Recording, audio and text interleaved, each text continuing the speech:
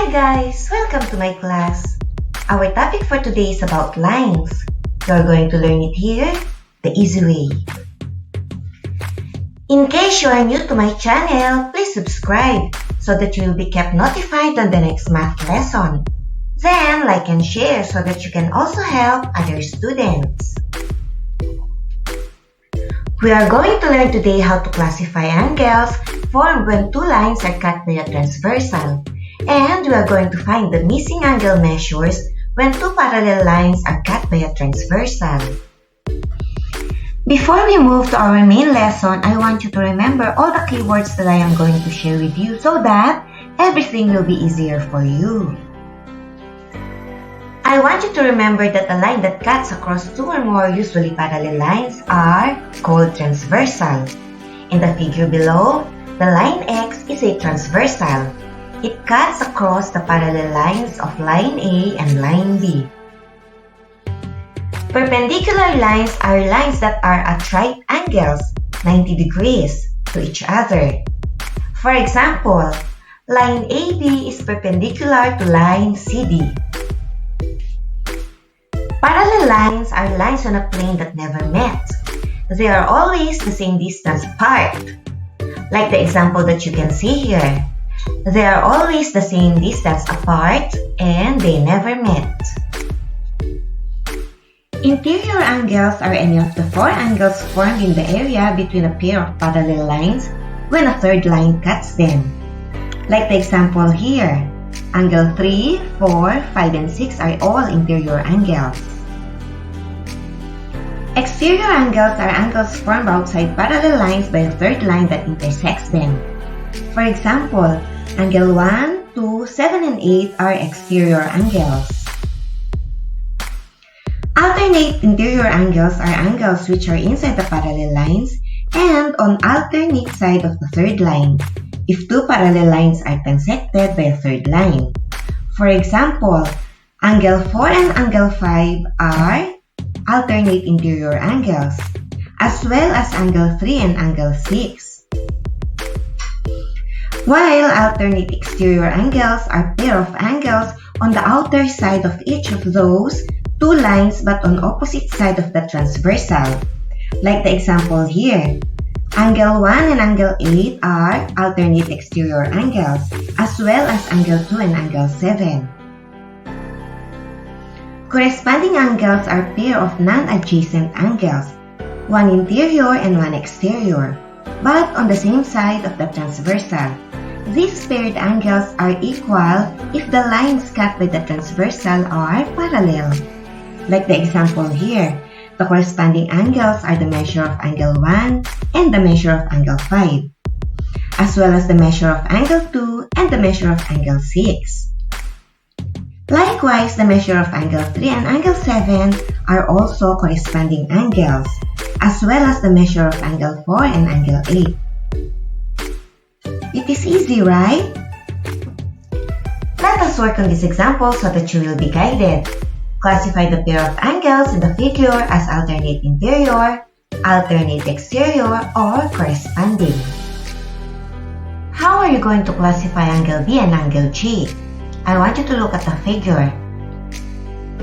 Angle B and angle G are exterior angles that lie on opposite sides of the transversal. Therefore, they are alternate exterior angles. What about angle A and angle E? How are you going to classify them?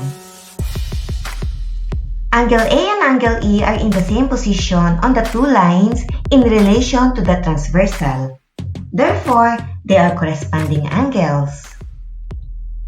What about angle D and angle E? How are you going to classify them? Angle D and angle E are angles that lie on opposite sides of the transversal. Therefore, they are alternate interior angles.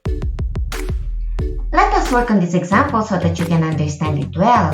Find the alternate interior and the alternate exterior angles. Let us work on it one by one so that you can understand it well. The alternate interior angles are the 50 degrees and the measure of angle C.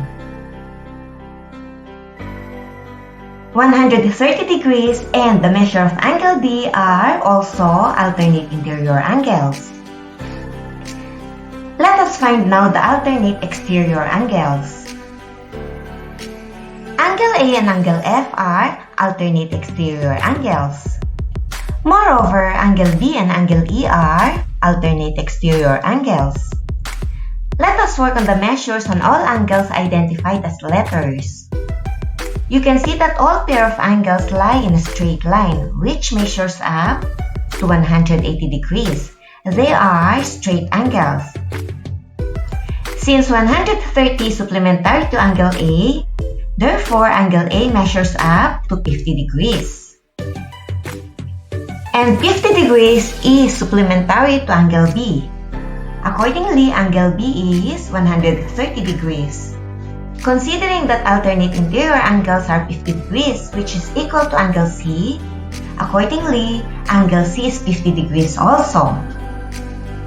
While alternate exterior angles are the angle A and angle F, which is equal, they are also 50 degrees.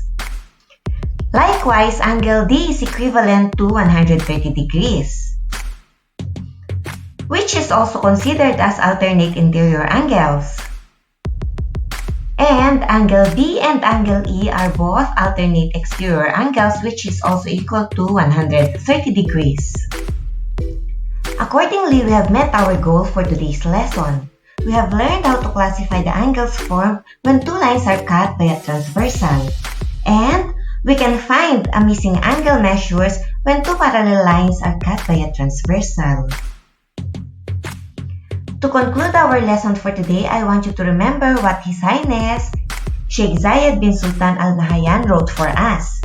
Education is like a lantern which lights your way in a dark alley. His Highness Sheikh Zayed bin Sultan Al Nahyan, may his soul rest in peace, wrote this for the youth because he wanted the youth to give importance to education. He wanted all the youth to have a bright future. This code will be handed down from generation to generation, but the genuine concern of Sheikh Zayed for his nation will remain. And I want you guys to remember that life is a math equation. You cannot get the most of it if you cannot convert the negatives into positive. Always be positive. Okay? Till next math lesson. Bye-bye!